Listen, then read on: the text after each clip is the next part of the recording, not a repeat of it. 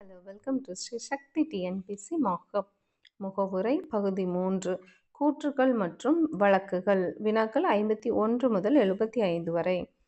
51th one, SR பொம்மை versus இந்திய ஒன்றியம் 1994 வழக்கில் முகவுரையின் எந்த பண்பு அரசியலமைப்பின் அடிப்படை அமைப்பு என்று உச்சநீதிமன்றம் கூறியது?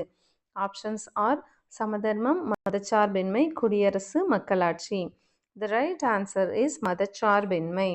எஸ்ஆர் பொம்மை வெர்சஸ் இந்திய ஒன்றியம் 1994 வழக்கில் முகவுரையின் மதச்சார்பின்மை அரசியலமைப்பின் அடிப்படை அமைப்பு என்று உச்சநீதிமன்றம் கூறியது. 52, முகவுரையில் குறிப்பிடப்பட்டுள்ள மக்களாட்சி தட் இஸ் டெமோக்ராட்டிக் என்பது எதனை குறிக்கிறது? ஆப்ஷன்ஸ் ஆர் அரசியல் மக்களாட்சி மட்டும், சமூக மற்றும் பொருளாதார மக்களாட்சி மட்டும், அரசியல், சமூக மற்றும் பொருளாதார மக்களாட்சி அனைத்தும், மறைமுக மக்களாட்சி மட்டும். The right answer is அரசியல், சமூக மற்றும் பொருளாதார மக்களாட்சி அனைத்தும். முகவுரையில் குறிப்பிடப்பட்டுள்ள மக்களாட்சி தட் இஸ் டெமோக்ராட்டிக் என்பது அரசியல், சமூக மற்றும் பொருளாதார மக்களாட்சி அனைத்தையும் குறிக்கிறது. 53, முகவுரையில் குறிப்பிடப்பட்டுள்ள நவம்பர் 26, 1949 என்ற தேதி தற்போது இந்தியாவின் எந்த நாளாக கொண்டாடப்படுகிறது? ஆப்ஷன்ஸ் ஆர் குடியரசு தினம், சுதந்திர தினம், அரசியலமைப்பு தினம், மனித உரிமைகள் தினம். The right answer is அரசியலமைப்பு தினம், that is law or constitution day. முகவுரையில் குறிப்பிடப்பட்டுள்ள நவம்பர் 26, 1949 என்ற தேதி தற்போது இந்தியாவின் அரசியலமைப்பு தினம், that is கான்ஸ்டிடியூஷன் டே ஆக கொண்டாடப்படுகிறது. 54th one, இந்தியாவில் எந்த ஆண்டு முதல் நவம்பர் 26 அரசியலமைப்பு தினமாக கொண்டாடப்பட்டு வருகிறது? Options are 2014, 2015, 2016, 2020. The right answer is 2015. இந்தியாவில் 2015ஆம் ஆண்டு முதல் நவம்பர் 26 அரசியலமைப்பு தினமாக கொண்டாடப்பட்டு வருகிறது. 55th one, முகவுரையில் பொருளாதார நீதி தட் இஸ் எக்கனாமிக் ஜஸ்டிஸ் என்ற சொல்லின் நோக்கம் என்ன? ஆப்ஷன்ஸ் ஆர் அனைவருக்கும் சமமாக சொத்து வழங்குவது, ஏழை மற்றும் பணக்காரர்களுக்கு இடையேயான பொருளாதார இடைவெளியை குறைப்பது, வரிகளை முற்றிலுமாக நீக்குவது, வெளிநாட்டு முதலீடுகளை ஊக்குவிப்பது. The right answer is ஏழை மற்றும் பணக்காரர்களுக்கு இடையேயான பொருளாதார இடைவெளியை குறைப்பது. முகவுரையில் பொருளாதார நீதி தட் இஸ் எக்கனாமிக் ஜஸ்டிஸ் என்ற சொல்லின் நோக்கம் ஏழை மற்றும் பணக்காரர்களுக்கு இடையேயான பொருளாதார இடைவெளியை குறைப்பது. 56th one, இந்திய அரசியலமைப்பின் முகவுரை ஒரு குறிப்பிட்ட தத்துவத்தின் அடிப்படையில் அமைந்துள்ளது. அத்தத்துவம் எது? ஆப்ஷன்ஸ் ஆர் காந்திய தத்துவம், நேருவின் குறிக்கோள் தீர்மானம் தத்துவம், மார்க்சிய தத்துவம், மேற்கத்திய தத்துவம். The right answer is நேருவின் குறிக்கோள் தீர்மான தத்துவம். இந்திய அரசியலமைப்பின் முகவுரை ஒரு குறிப்பிட்ட தத்துவத்தின் அடிப்படையில் அமைந்துள்ளது. அத்தத்துவம் நேருவின் குறிக்கோள் தீர்மான தத்துவம். 57, 1929 லாகூர் காங்கிரஸ் மாநாட்டின் பூர்ண ஸ்வராஜ் தட் இஸ் முழு சுதந்திரம் முழக்கம் முகவுரையின் எந்த சொல்லுக்கு அடிப்படையாக அமைந்தது? ஆப்ஷன்ஸ் ஆர் சமதர்மம், இறையாண்மை, குடியரசு, மதச்சார்பின்மை. The right answer is இறையாண்மை. 1929 லாகூர் காங்கிரஸ் மாநாட்டின் பூர்ண ஸ்வராஜ் அதாவது முழு சுதந்திரம் முழக்கம் முகவுரையின் இறையாண்மை என்ற சொல்லுக்கு அடிப்படையாக அமைந்தது. 58th one, கீழ்கண்ட கூற்றுகளை ஆராய்க. முகவுரை நாடாளுமன்றத்தின் சட்ட அதிகாரம் வழங்குவது அல்ல. முகவுரை நாடாளுமன்றத்தின் அதிகாரங்களை கட்டுப்படுத்துவதும் அல்ல. அது ஆப்ஷன்ஸ் ஆர் 1 மட்டும் சரி, 2 மட்டும், ஒன்று மற்றும் இரண்டும் சரி, இரண்டும் தவறு. The right answer is ஒன்று மற்றும் இரண்டும் சரி. முகவுரை நாடாளுமன்றத்தின் சட்ட அதிகாரம் வழங்குவது அல்ல, முகவுரை நாடாளுமன்றத்தின் அதிகாரங்களை கட்டுப்படுத்துவதும் அல்ல, இரண்டுமே சரி.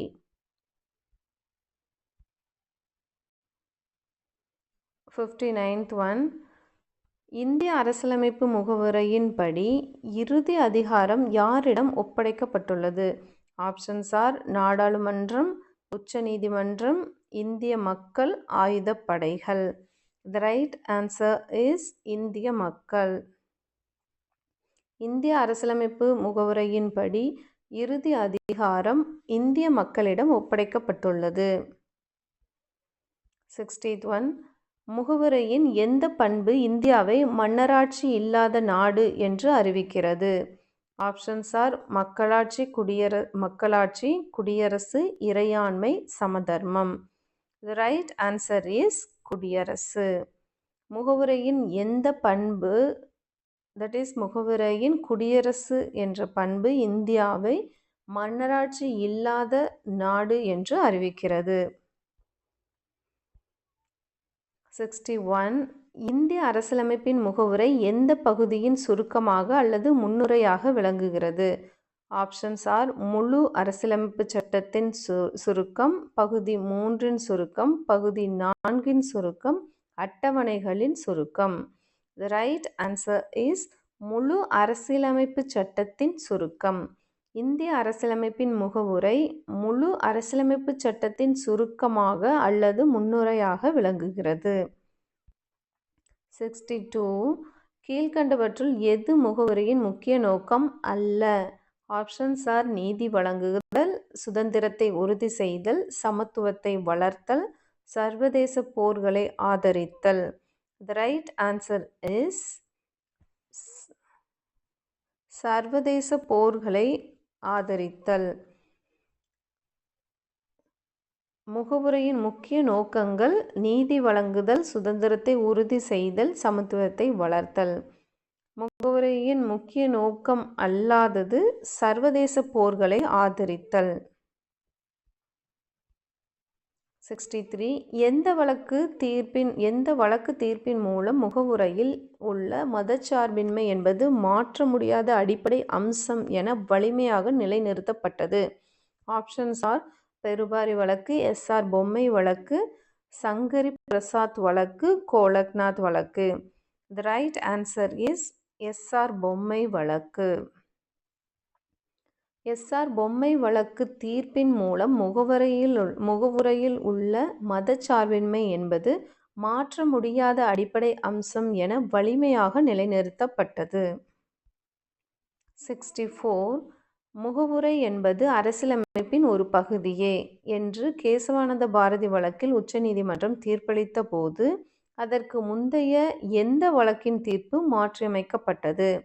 ஆப்ஷன்ஸ் ஆர் பெருபாரி வழக்கு தீர்ப்பு 1960, கோலக்நாத் வழக்கு தீர்ப்பு 1967, சஜ்ஜன் சிங் வழக்கு தீர்ப்பு 1965. இவை எதுவும் இல்லை. The right answer is Berubari வழக்கு தீர்ப்பு 1960.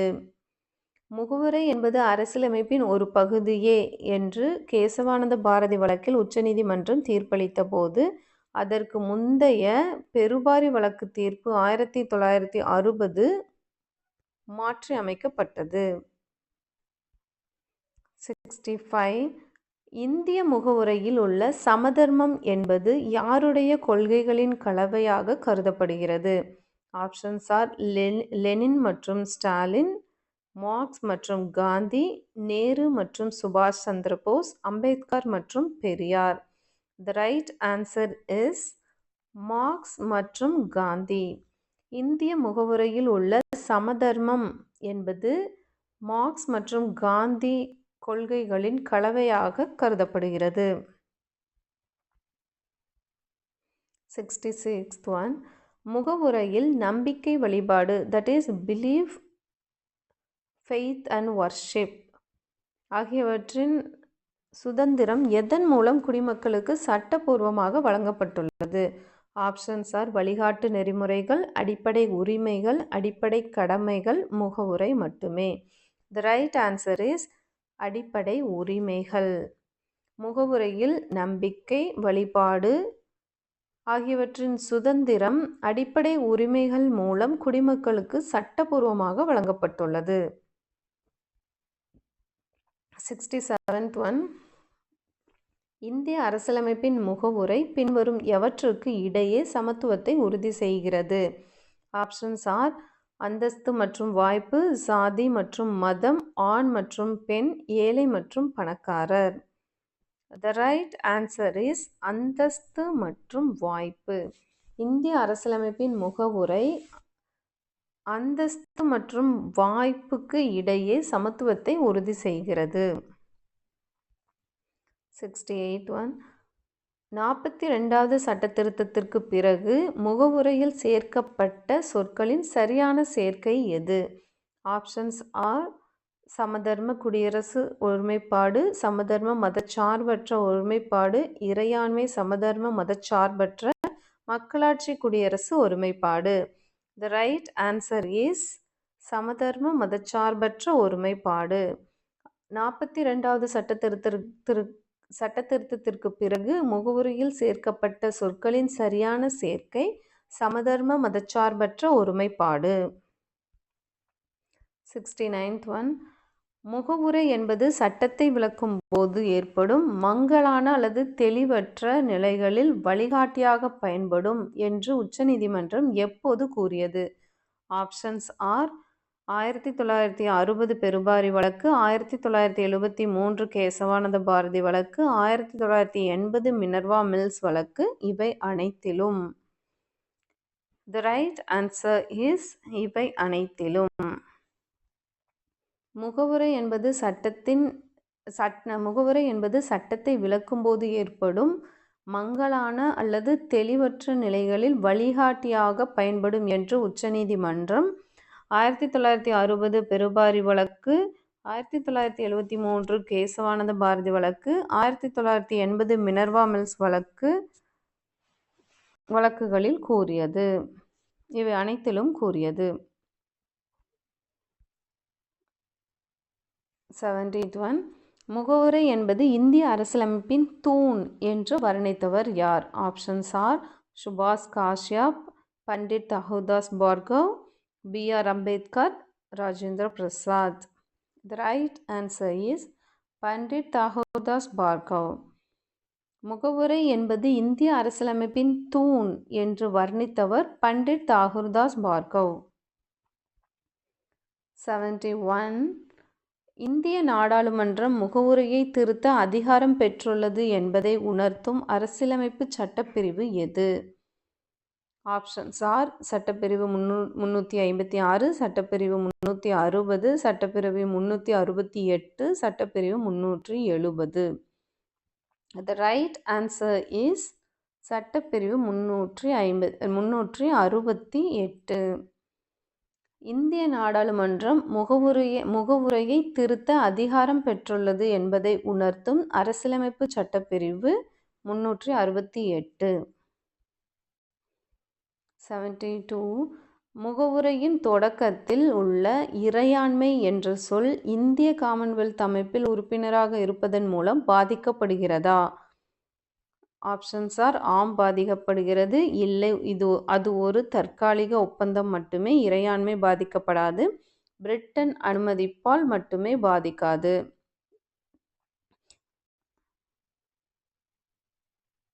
நாடாளுமன்றம் தீர்மானிக்கும். The right answer is இல்லை அது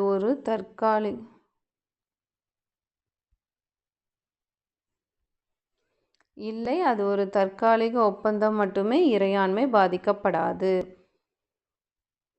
முகவுரையின் தொடக்கத்தில் உள்ள இறையாண்மை என்ற சொல் இந்தியா காமன்வெல்த் அமைப்பில் உறுப்பினராக இருப்பதன் மூலம் பாதிக்கப்படுகிறதா? இல்லை அது ஒரு தற்காலிக ஒப்பந்தம் மட்டுமே, இறையாண்மை பாதிக்கப்படாது. 73.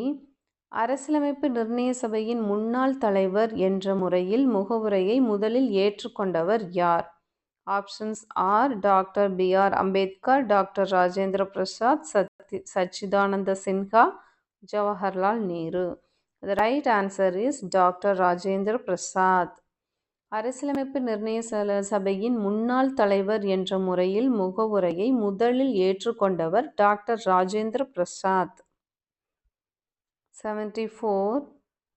முகவுரையில் குறிப்பிடப்பட்டுள்ள தனிமனித கண்ணியம் that is dignity of the individual என்பதை உறுதிப்படுத்த அரசியலமைப்பில் உள்ள பகுதி எது? ஆப்ஷன்ஸ் ஆர் அடிப்படை உரிமைகள் பகுதி 3, அடிப்படை கடமைகள் விதி 51A, அரசு வழிகாட்டு நெறிமுறைகள் A மற்றும் B இரண்டும். The right answer is A மற்றும் B இரண்டும். That is அடிப்படை உரிமைகள் பகுதி 3, அடிப்படை கடமைகள் விதி 51A. முகவரியில் குறிப்பிடப்பட்டுள்ள தனிமனித கண்ணியம் that is dignity of the individual என்பதை உறுதிப்படுத்த அரசியலமைப்பில் உள்ள பகுதி அடிப்படை உரிமைகள் பகுதி 3, அடிப்படை கடமைகள் விதி 51A. 75th one. முகவுரையில் இடம்பெற்றுள்ள வாசகங்கள் எந்த மொழியில் முதலில் எழுதப்பட்டு விவாதிக்கப்பட்டன? ஆப்ஷன்ஸ் ஆர் இந்தி, தமிழ், ஆங்கிலம், Urdu. The right answer is Hindi. The right answer is ஆங்கிலம். முகவுரையில் இடம்பெற்றுள்ள வாசகங்கள் ஆங்கில மொழியில் முதலில் எழுதப்பட்டு விவாதிக்கப்பட்டன. Thank you for watching. Subscribe for more videos. Thank you so much.